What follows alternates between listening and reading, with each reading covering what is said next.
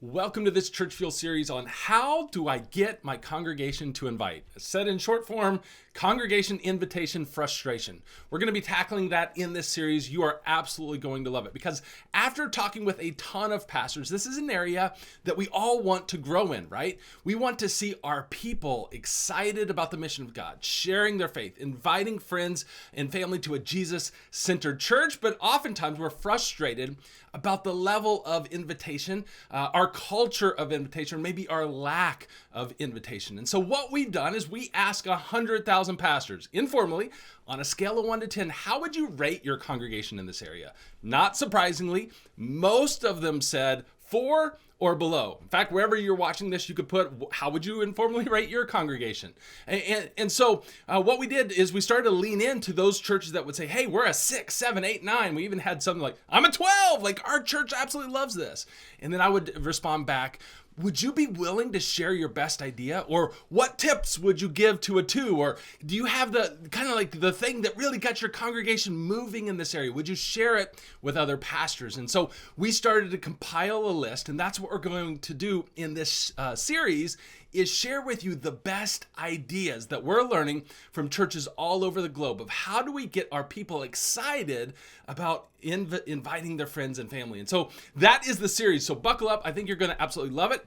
If you would like the end result, the compilation of all the materials that go with the series, you can simply pull out your phone and you can text this number, okay? 816-844-3306.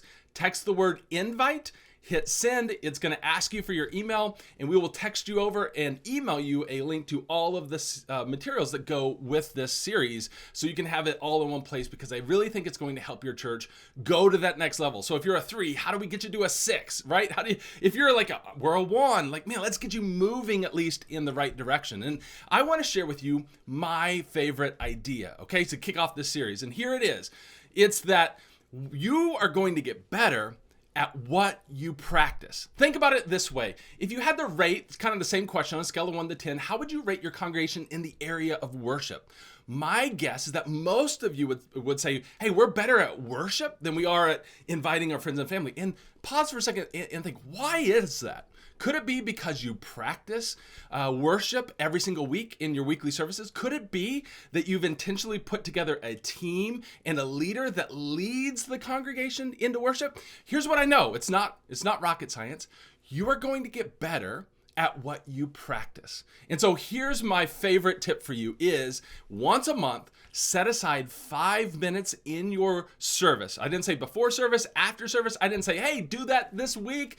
I said, set aside 5 minutes in a Sunday morning service and practice this with your congregation. Lead your congregation into invitation. Give them the tools, give them the ideas, and actually in service, practice this and do it as a congregation. And it doesn't have to be very complex. In fact, this is one of my favorite things that we do inside our Church Fuel membership is every single month, we give you ideas, we give you the scripts, we give you the examples to you can just take it and use it during your congregation invitation segment at your church. One simple way that this could look like. So you just simply, hey, right now we're going to take our 5 minutes and do our congregation invitation segment.